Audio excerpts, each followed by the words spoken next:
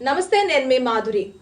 మీరు పైన థంబ్‌నెయిల్ చూసి అస్సలు దీన్ని జడ్జ్ చేయకండి. ఎందుకు అంటే మనకి ధన్వంతరి మెడిసిన్స్ కనిపెట్టిన నాటి నుంచి జపాలు, మనకి యోగాలు ఇవన్నీ కూడా మనం చూస్తూనే ఉన్నాం. కాకపోతే ఇవన్నీ కూడాను మనకి ఒక హీలింగ్ పవర్ని మనలో మనం పెంచుకోవటం వల్ల మన హెల్త్ని కూడా కాపాడుకోవచ్చు. మనకి యూనివర్స్ చాలా ఇస్తుంది అని మనకి తెలుసు. మనకి హెల్త్ని ఇస్తుంది, వెల్త్ని ఇస్తుంది. అలాగే మనకి ఏదైతే కావాలి, లవ్, రిలేషన్షిప్స్, బాండింగ్, ఇంకా ప్రతిదీ కూడా యూనివర్స్ మనకి ఇస్తుంది. అలాంటి స్టేజ్లో మన హీలింగ్ పవర్తో హెల్త్ని ఎలా ఇంప్రూవ్ చేసుకోవచ్చు, అలాగే హెల్త్ని మనకి ఒకవేళ హెల్త్ ప్రాబ్లమ్స్ వస్తే దాన్ని ఎలా క్లియర్ చేసుకోవచ్చు. మనతో పాటు ఉన్నారు మిరకల్ మోహన్ గారు, స్పిరిచువల్ హీలింగ్ ట్రైనర్. తనని అడిగి డీటెయిల్గా తెలుసుకుందాం. హలో అండి. నమస్తే మాధురి గారు. నేను ఇందాక చెప్పినట్టు ఆ మెడిసిన్స్ అనేవి మనం చూసాము, అలాగే ఋషులు అవి కూడా మనం చూసాము.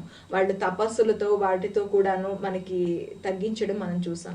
అయితే మీరు చెప్తున్న టెక్నిక్ ప్రకారం అసలు మన హెల్త్ని హీలింగ్తో ఎలా మెరుగుపరుచుకోవచ్చు?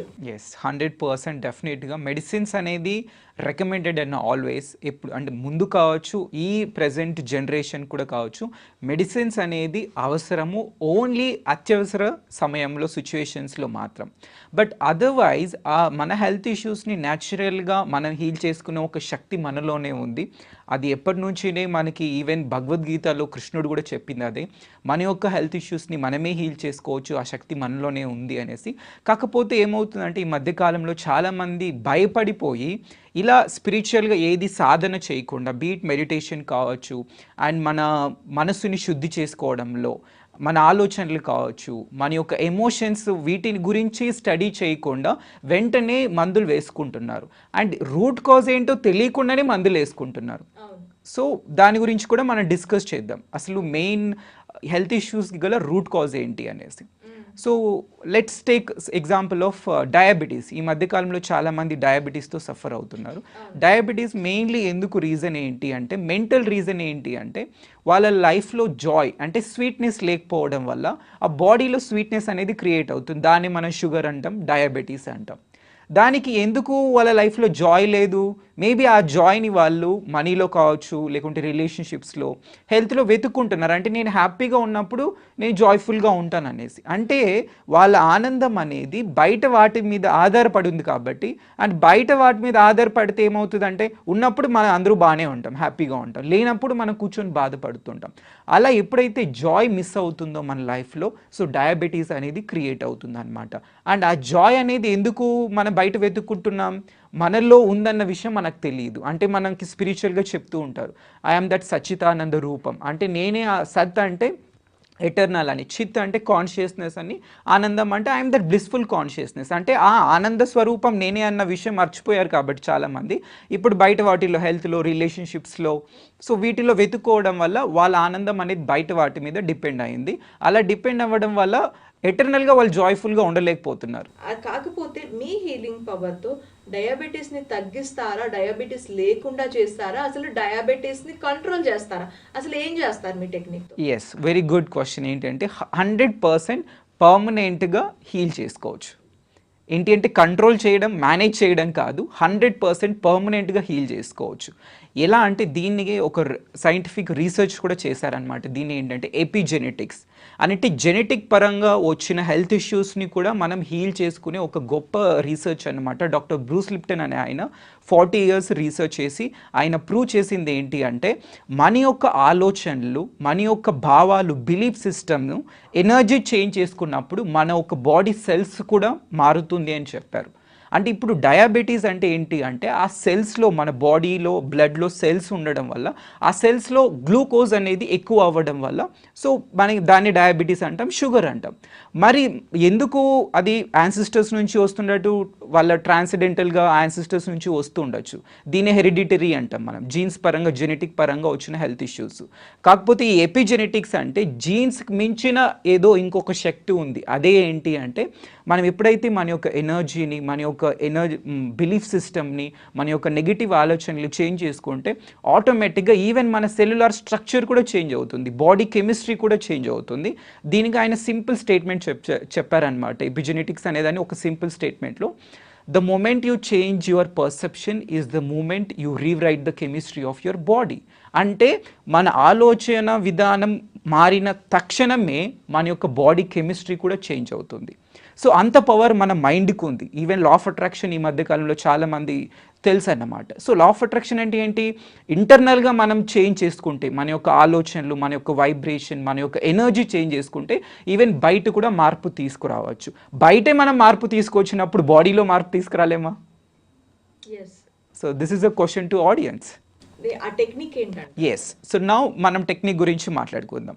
సో ఇప్పుడు ఒక సింపుల్ క్వశ్చన్, ఈవెన్ ఆడియన్స్ కూడా ఎవరైతే చూస్తున్నారో ఈ పర్టికులర్ ఎపిసోడ్, మన బాడీని సరిగ్గా అంటే హెల్తీగా ఉంచుకోవడం కోసం, ఆరోగ్యంగా ఉంచుకోవడం కోసం మనం ఏంటి? స్నానం చేస్తాం, మంచి ఫుడ్ తీసుకుంటాం, యోగా చేస్తాం, లేకుంటే వ్యాయామాలు చేస్తాం.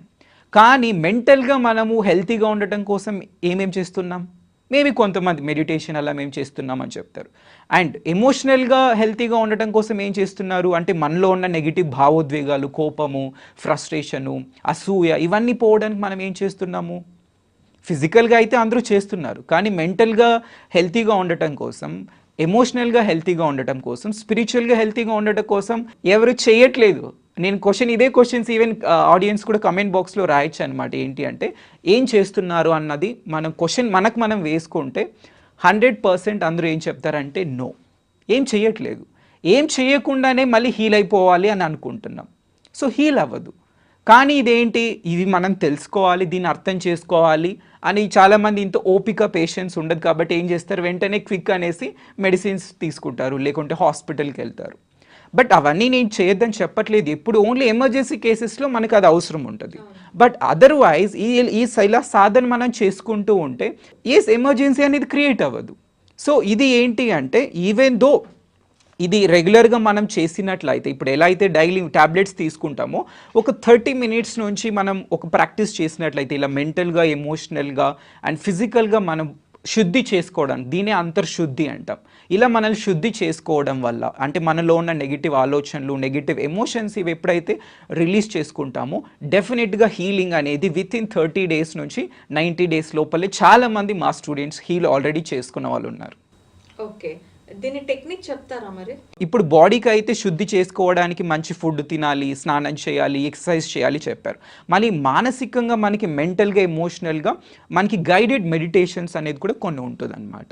అండ్ ఎమోషనల్గా మనల్ని మనం హీల్ చేసుకోవడానికి ఈ ఇన్నర్ చైల్డ్ బ్లాక్స్ అనేది ఉంటాయి చైల్డ్హుడ్లో. ఇప్పుడు నేను చెప్పాను కదా, ఆనందంగా ఉండలేకపోతారు చాలామంది. అప్పుడు బాడీలో స్వీట్నెస్ అనేది లేకపోవడం వల్ల అది బాడీలోనే క్రియేట్ చేసుకుంటుంది. దేనికైతే అది దొరకదో బయట నుంచి, అది ఏం చేస్తుంది అంటే లోపలే క్రియేట్ చేసుకుంటుంది. ఈవెన్ స్వీట్నెస్ కూడా, షుగర్ కూడా అలా బాడీలో క్రియేట్ అవుతుంది అనమాట. అండ్ దీనికి చైల్డ్హుడ్ బ్లాకేజెస్ కూడా మనకు కొన్ని ఉంటుంది. చిన్నప్పుడు మనము ఆడుకోవాలన్నప్పుడు ఆడుకోకూడదు, నువ్వు ఓన్లీ చదువుకోవాలి అలా చెప్పడం ఏమవుతుందంటే ఆడుకోవడం తప్పు, ఆనందంగా ఉండడం తప్పు అనే భావన చిన్నప్పుడు మనం అలా లిమిటింగ్ బిలీఫ్ మన మైండ్లో పెట్టుకుంటాం. దానివల్ల ఏమవుతుందంటే పెద్ద అయిన తర్వాత కూడా ఓకే ఆడుకోవడం తప్పేమో, ఆడుకుంటే టైం వేస్ట్ అవుతుందేమో అనేసి అలా మన యొక్క ఆనందాన్ని, మన యొక్క ఆ న్యాచురల్ స్టేట్ అంటే ఏంటి, ఆ ప్లేఫుల్నెస్ అనేది మనం చాలామంది కోల్పోయాం. అలా కోల్పోయి ఇప్పుడు ఏమంటే రోబోటిక్గా తయారం. ఎంతసేపు వర్క్, ఇంకా ఆఫీస్కి వెళ్ళడం, మళ్ళీ ఇంటికి రావడం, లేదా టీవీ న్యూస్ చూడడం, ఇంకా తినడం, పడుకోవడం, ఇలా రొటీన్ అయిపోయింది. కానీ యాక్చువల్గా మన సహజ సిద్ధమైన స్థితి ఏంటి, మన న్యాచురల్ స్టేట్ ఏంటి, జాయ్ఫుల్గా, ప్లేఫుల్గా అండ్ చీర్ఫుల్గా ఉండటం అనే విషయం చాలామంది మర్చిపోయారు. సో దీనివల్లనే డయాబెటీస్ అనేది క్రియేట్ అవుతుందని 100% ఈవెన్ సైన్స్ కూడా ప్రూవ్ చేసింది.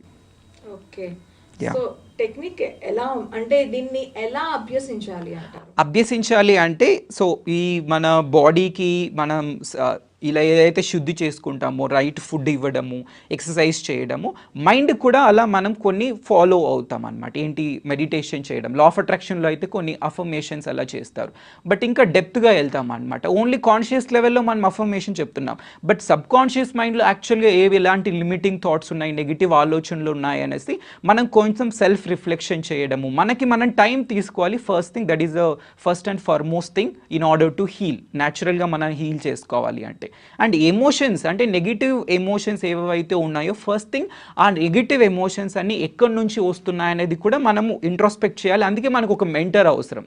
వాళ్ళతో మనం మాట్లాడినప్పుడు మాత్రమే ఓకే ఏ టైంలో నెగిటివ్గా నేను ఫీల్ అయ్యాను, ఏ సిచ్యువేషన్స్ వల్ల నేను ఇలా ఫీల్ అవుతున్నాను అన్న ట్రిగర్ ఎక్కడ అవుతున్నాను అన్న విషయాలు మనకి మెంటర్ని మనం మీట్ అయ్యి వాళ్ళు కన్సల్ట్ చేసినప్పుడు మాత్రమే ఈ విషయాలన్నీ బయటపడతాయి. అప్పుడు ఇవైతే ఈ నెగిటివ్ ఆలోచనలు ఎమోషన్స్ మనం హీల్ చేసుకుంటామో రిలీజ్ చేసుకుంటామో ఆటోమేటిక్గా స్లోగా మీకు ఇంప్రూవ్మెంట్ ఎవ్రీడే మీకు కనిపిస్తుంది. ఇలా వితిన్ 30 days to 90 daysలో డెఫినెట్గా ఏ హెల్త్ ఇష్యూస్ అయినా కూడా 100% పర్మనెంట్గా హీల్ చేసుకోవచ్చు. Okay okay thank you. Thank you Madhuri గారు.